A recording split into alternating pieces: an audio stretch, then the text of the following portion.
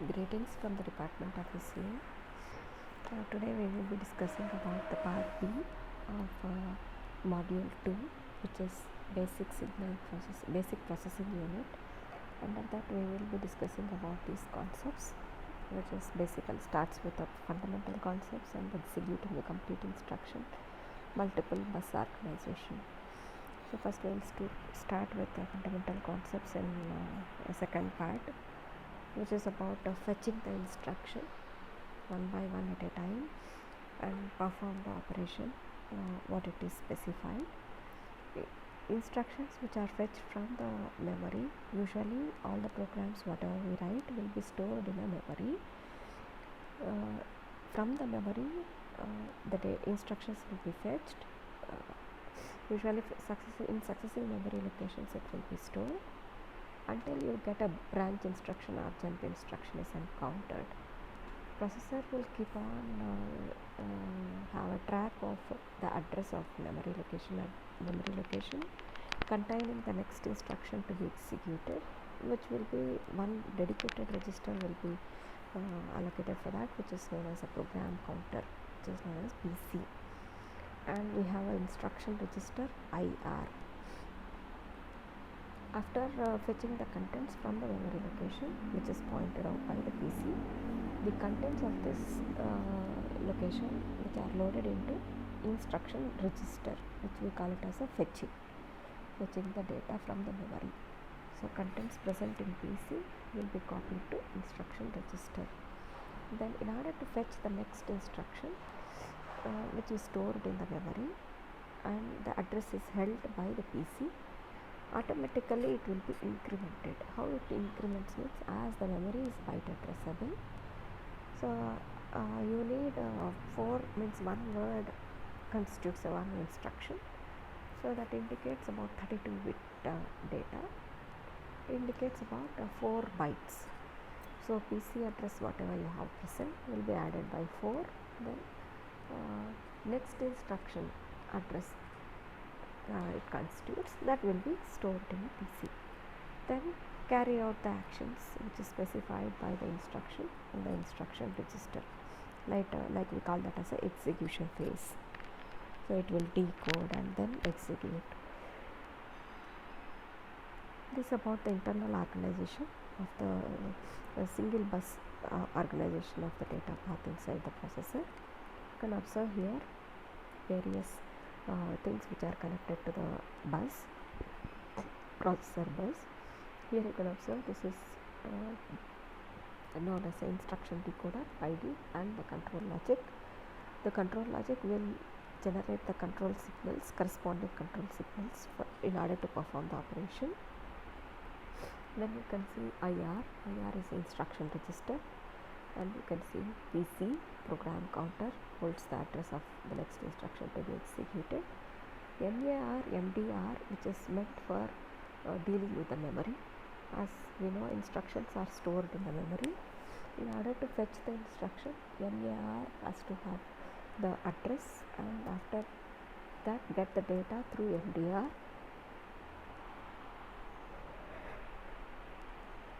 That instruction will be loaded into IR, instruction register, and it is sent to the decoder. Decoder will decode the instruction and gets to know which operation to be performed. Then as we know that the PC has to be incremented by 4, so constant 4 will be added through a mux. Select line you have, this select line will be selected through the control logic signal, which is sent by the control signal sent by the control logic unit. If it is a PC, then constant 4 will be selected. If it is another content from the register, Y will be selected. Then you have ALU, as you all know, arithmetic and logic unit. In order to perform any arithmetic or logical operation, you need 2 operands, one in A, another one in B, 2 operands. Then the operation will be performed based on the control signals generated by the control logic.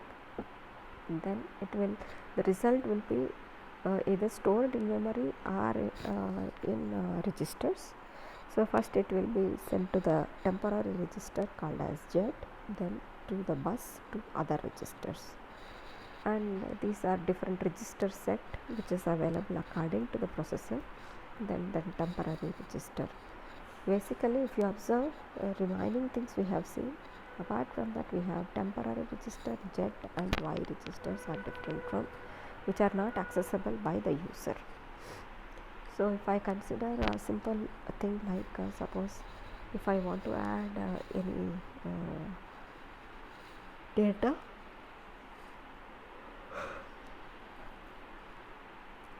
how it will be performed will be seen in the next slide. So executing an instruction can be any of these things.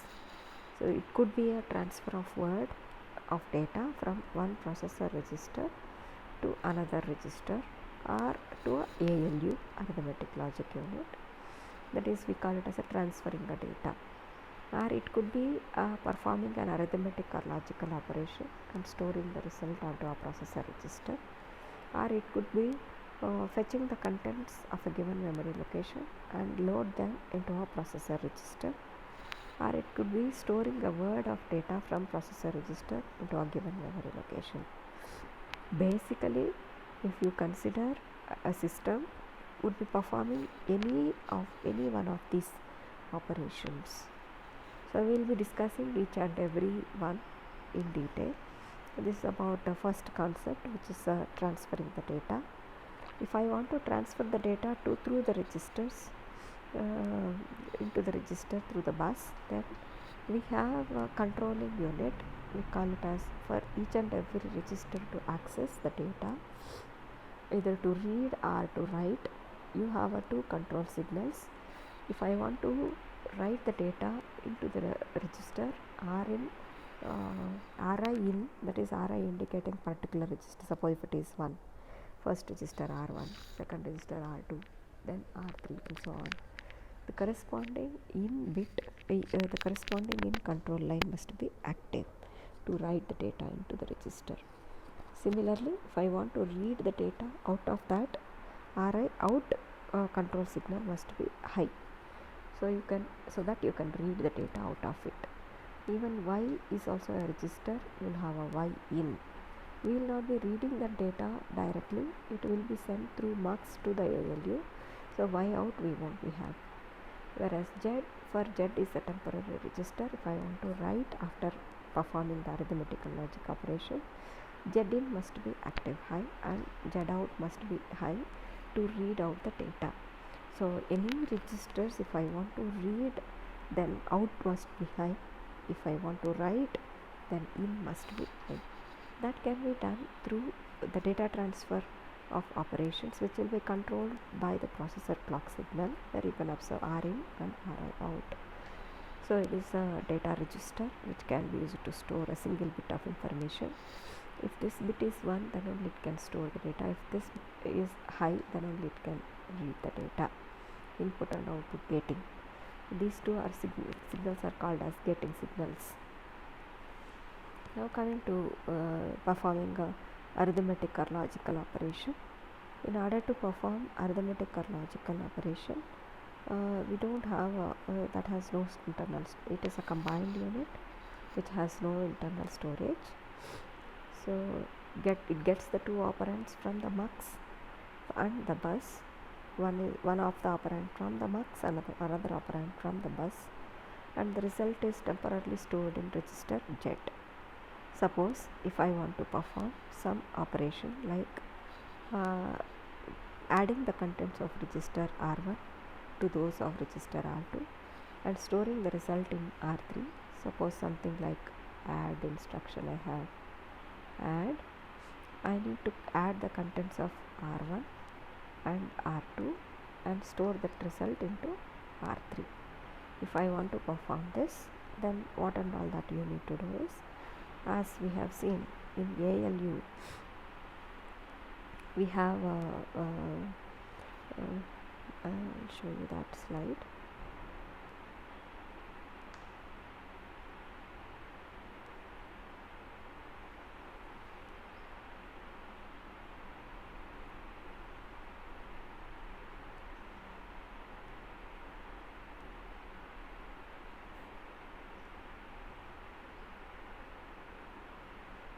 Here you can observe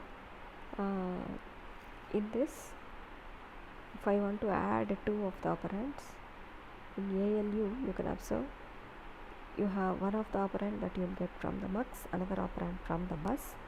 These two will be added and result will be stored in buffer, which is Z register, that has to be stored into R3. As we have seen register contents, if I want to add R1 content and R2 content, R2 I will send to B and R1 through Y I will need to send to A. Then again perform the operation, then the content in Z to be transferred to R3.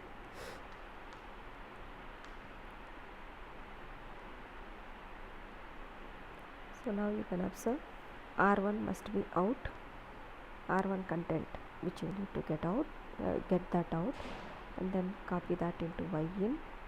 Then as we have seen ALU, one is through Y, another one is, this is through mux, it will be connected to mux, then from mux content A, then for content B it is connected to bus. Here you can observe one of the content, that is register 1 content through Y, it will be transferred to A through mux, that is Y in must be on and R1 must be out because we are reading the data out of it. Then R2 out must be on. Then among these two, if I want to get this one, select line of the mux, you need to choose, instead of constant 4 you need to choose Y. Then select line for this ALU add operation, then Z in, that means after performing operation, to store that result into Z register, Z in must be on, then Z out must be turned on, then R3 must be in. So these are the operations that you need to perform to store, to add the two contents present in registers and store that result into another register. This is the next one, fetching a word or data into the memory. This is about performing arithmetical logic operation. This is fetching a word from the memory. Similarly, if I want to fetch the data from the memory, you have a memory bus and you have a processor bus. If I want to read the data out of the memory, then MDR out must be on. If I want to write the data into MDR register, MDR in must be high. From processor register to MDR. Similarly, from MDR, if I want to send the data to the memory data bus, then it is MDR out must be high. If I want to read the data from memory bus to the MDR in E must be high. Suppose if I want to fetch the data from the memory to the processor, MDR in must be high, then MDR out, then to the processor. If I want to write the data to the memory, then MDR in must be high, then to the MDR, then to MDR out E, then to MDR, the memory data lines. This is with respect to data. Similarly, you have for MAR also, memory address lines. It is about fetching a word from the memory. Fetching a word from the memory. These two must be high. So address you need to send into MAR, then you need to issue a read operation, then data will be read into MDR. These three operations which will be performed. So the response time of each memory location, each memory access varies. You will have a cache mesh in between, you will have a memory map IO concepts in between. To accommodate all these things, the processor has to wait until it receives an indication that the requested operation has been performed, called as that signal we call it as a MFC, which is memory function complete. Suppose, for example, move, if I want to copy the content present in the memory location the address of that is held in register R1 will be copied to register R2. What are the operations will be performed? First, R1 is holding the memory address now. First that will be copied to MAR, memory address register. So after that it issues the read operation. So to read the data from the memory. Then it will wait for memory function complete signal from the memory. That means read operation has been performed or not.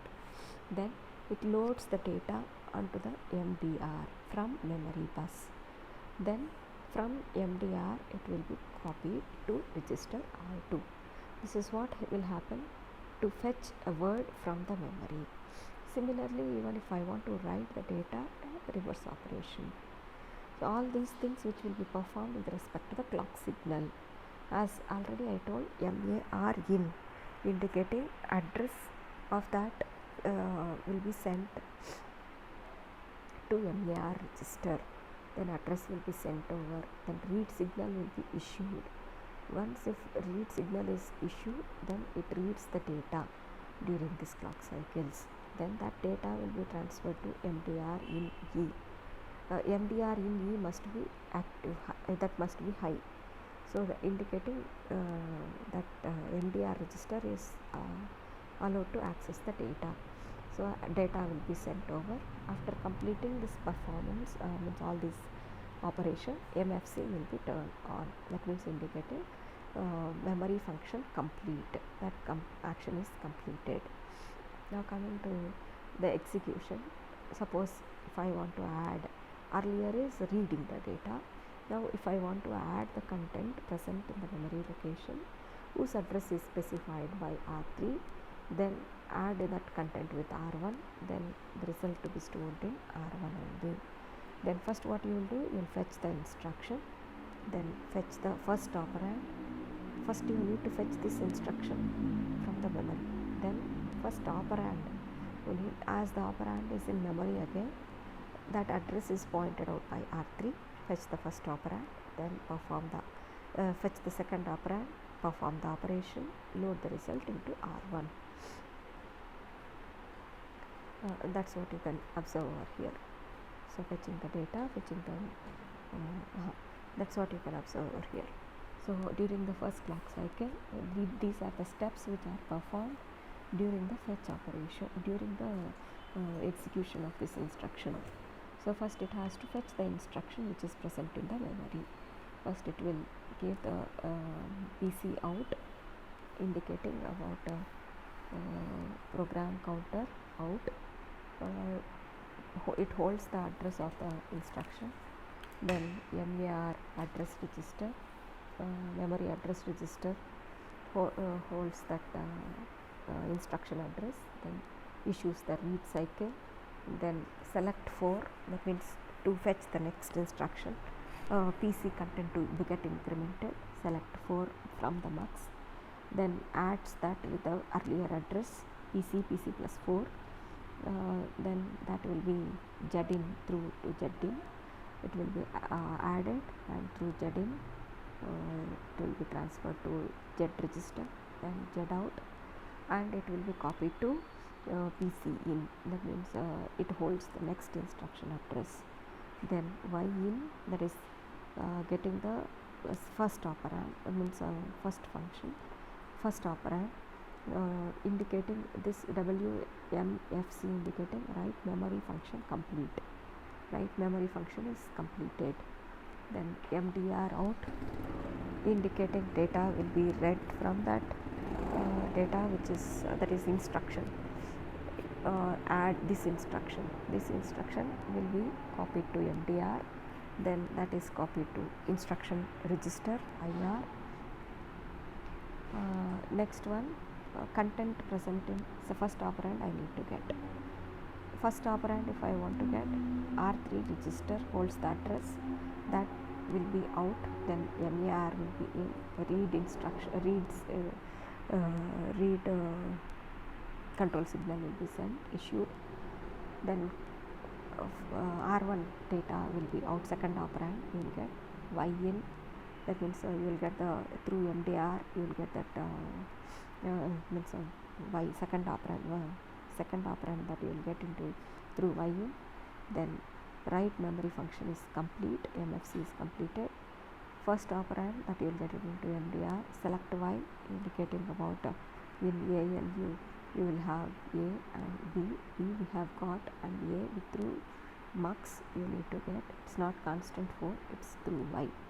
So second y, first operand that you will get, first operand I got, second operand I got, add that, then the result will be stored in Z register. If I want to store Z in, getting signal, Z in must be on, Z out must be made on.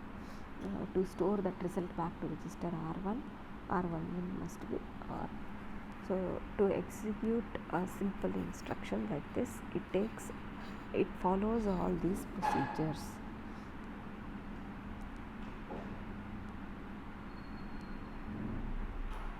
Coming to the next one.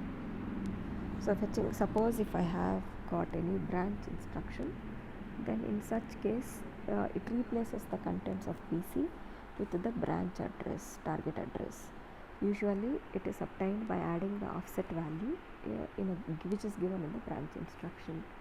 The offset value x usually differs, which is the difference between the branch target address and the immediate address followed by the branch instruction. So you may have a conditional branch instructions also.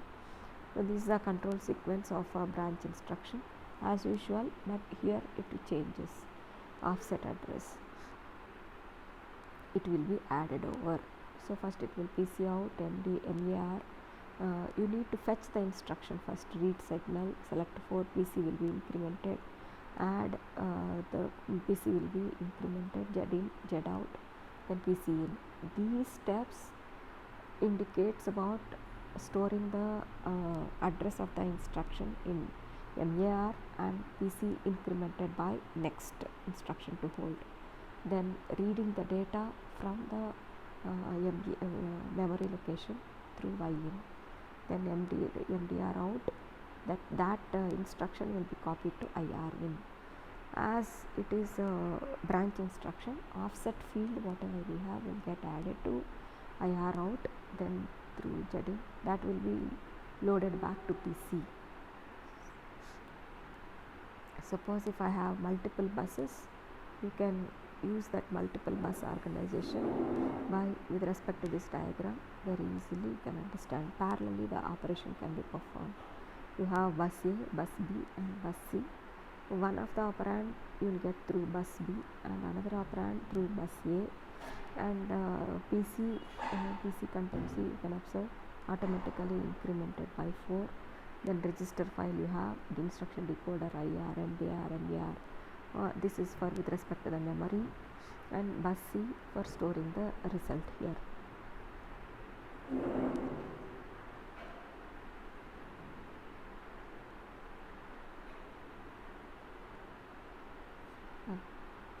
Here you can observe, suppose if I want to add R4, R5, the result has to be stored in R6. One of the operand, first you will get PC out, then means reading the instruction. First 2 steps is about reading the instruction, 3 steps is about reading the instructions, then 4th step is about performing the operation execution. So R4 out through bus A, that means first operand, R5 out through bus B, second operand, select A because through mux, as you have mux here, select A. These 2 contents will be added, R4 and R5. R6 will be means through bus C, then it will be ended over. So within no time, if you have multiple buses, within no time you can complete the action. This is about a multiple bus organization. Suppose if I say that the control sequence for execution of the instruction add R1, R2. Fetching phase also if you want to include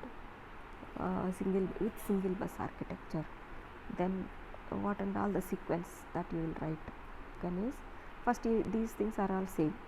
So your PC out, MAR in, read, select 4, then add, then Z in, Z out, PC in, Y in, write memory function complete, MDR out, IR in.